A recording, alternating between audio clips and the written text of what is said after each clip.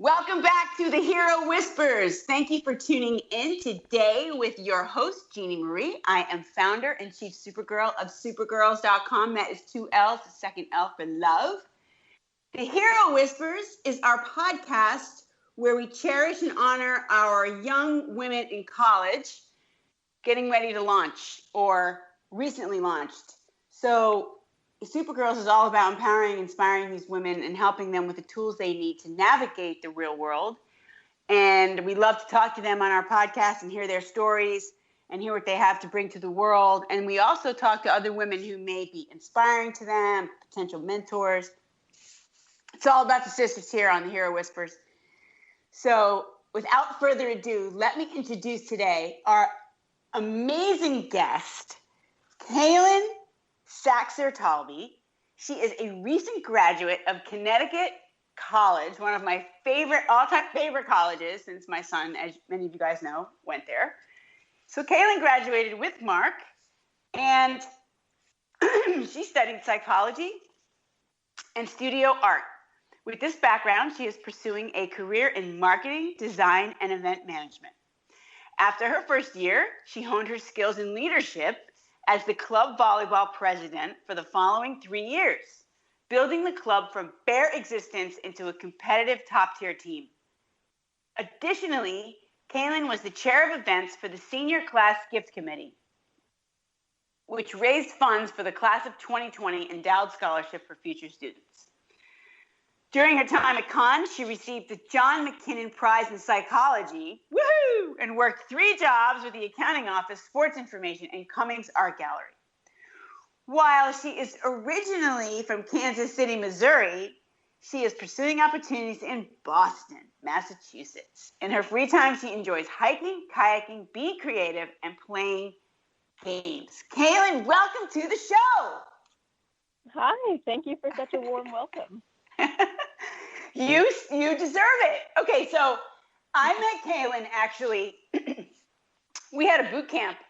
Supergirls had a boot camp maybe about a month ago, and Kailyn was one of our girls on there, and she was super engaged and really got a lot out of the tools and the lessons that we had on there and the networking. And so we stayed in touch, and I was so honored and such a pleasure to have you on the show. I'm so happy that you're here. So first of all, congrats on your graduation and all these accomplishments. Thank you. I mean, yeah, especially now, I really honor and treasure you guys for what you had to go through and like canceling senior year, like basically all the fun stuff anyway. You still had to study, but all the fun stuff got like ripped out of your lives, so that kind of sucks. But I really like to understand, like from different women, how they stayed focused and grounded in the craziness, because I think we can all learn from each other on this. It's a really tough thing to do. So what's your story? How did you do it? Yeah, so it was definitely wild coming back.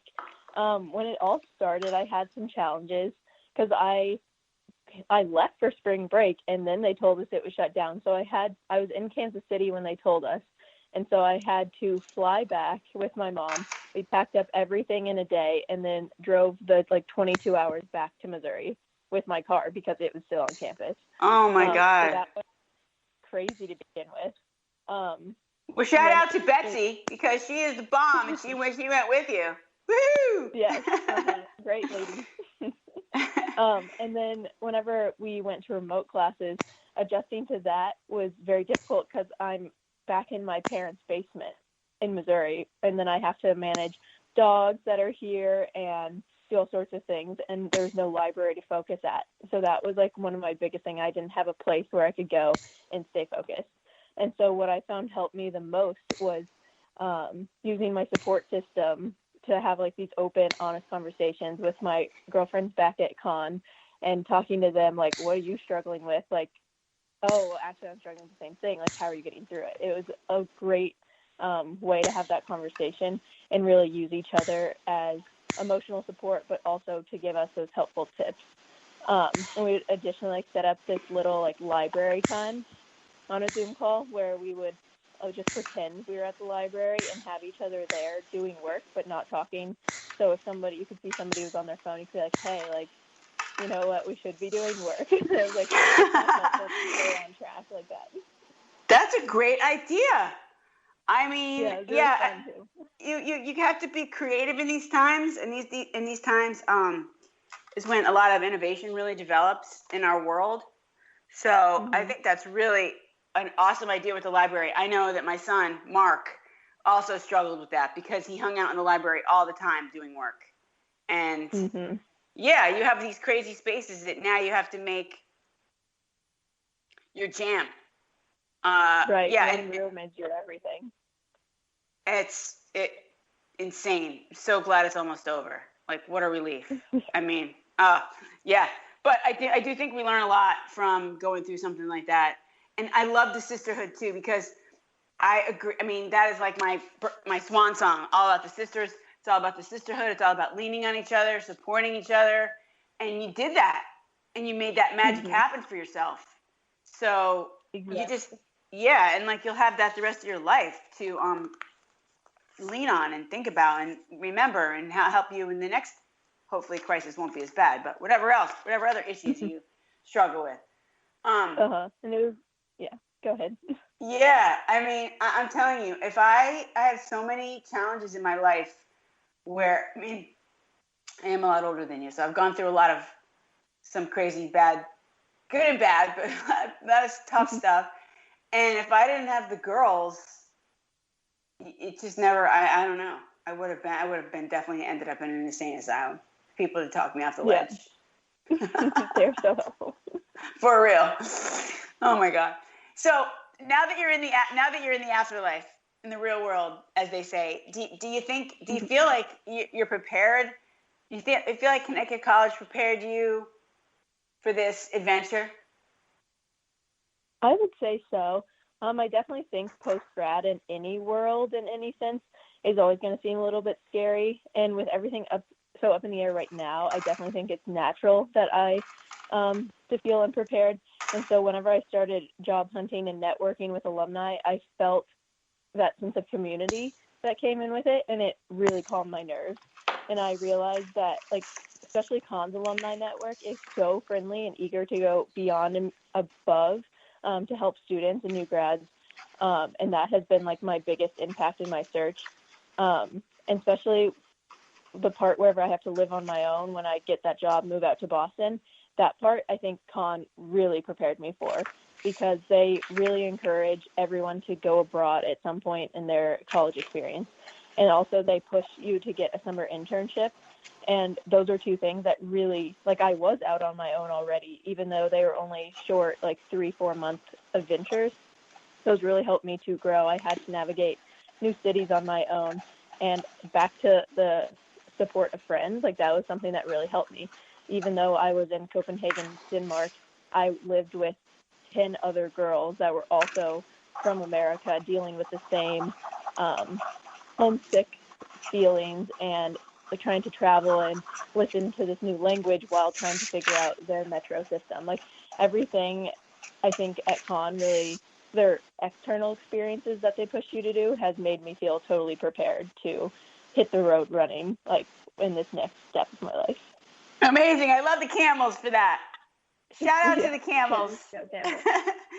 And I love that the alumni are so awesome and so tight, because that's what it's all about. That's one of the reasons you choose a school. So that's great to hear. And I didn't know you went to Copenhagen. Let's hear about that. How was your experience? Yeah. I mean, because I think it's harder to navigate that than an American city, right? I mean, much harder. Oh, yeah. Oh my gosh, it was the best 4 months of my life, for sure. Oh my God. The fact that that I lived with other Americans definitely helped me adjust quicker, but also it kind of didn't allow me to be as immersed. So I would like to go back and do more traveling, which is always a good thing. But yeah, the challenges were definitely difficult whenever you're checking out at a store and someone thinks you're Danish and they just speak a full Danish sentence, and you're like, yeah, I'm American. I don't know your language. I'm so sorry. And then they're like, oh, okay, I see. I hear you now. But yeah, I learned so many new things. I was able to travel to like 10 other countries, and it was just so amazing to throw myself into that, just be curious what's out there and say like, oh, if I miss a train, I will figure it out. Like I have the skills I need. I can manage.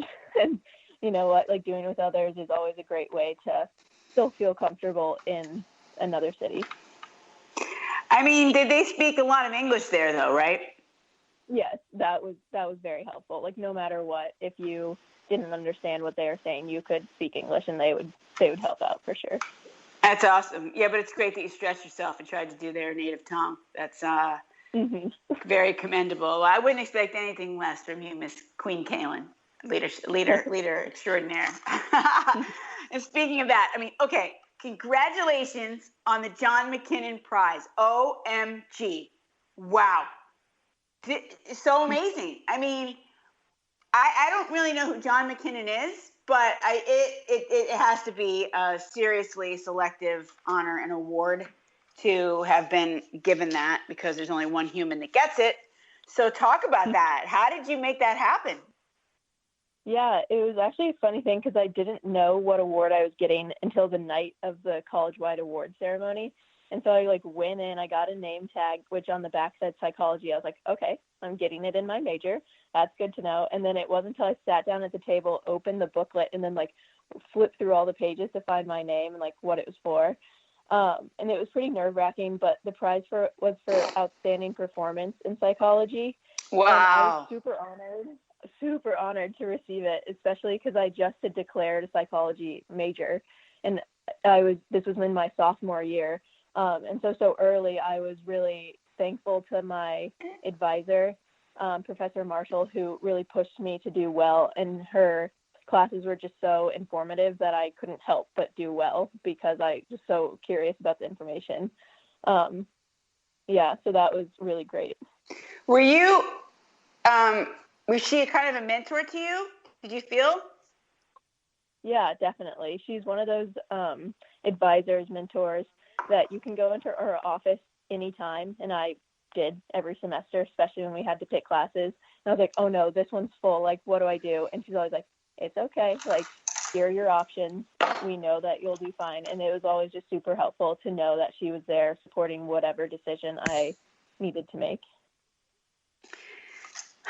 Yeah, it's so helpful to have someone direct you and have a mentor in your career and well, starting in college, even younger if you can. But I really feel like that's a place where I try to really help women, because I definitely didn't do enough of that myself. And I think that women helping women is even stronger. I mean, mentors can look like any shape, size, color, whatever, age. But the women thing, there's just something how we understand each other. And I feel that that's, and especially the things that we go through, like if we want to be moms or if we want to have relationships and, get married or whatever, it's, and juggle a career, like it definitely hits us differently than it hits the male gender. Yeah, common bonds are great. Common bonds. Okay, so you majored in psych, and do you see yourself as you don't see yourself as like being a doctor or a clinical counselor, although I think you have the kind of personality that would be amazing like that because you're such a good listener and so patient. But, maybe someday, did you ever consider that? Or how did you consider like doing what you want to do? Yeah, definitely. Before college, I helped my friends with everything. Like they would always know like Kailyn's the person I can go to for advice. And so I definitely think it crossed my mind even before I was a psych major and really knew I was interested in it, because I knew I always was prepared to help people work through problems. But once I got into the major, I realized the clinical side, there's a lot of things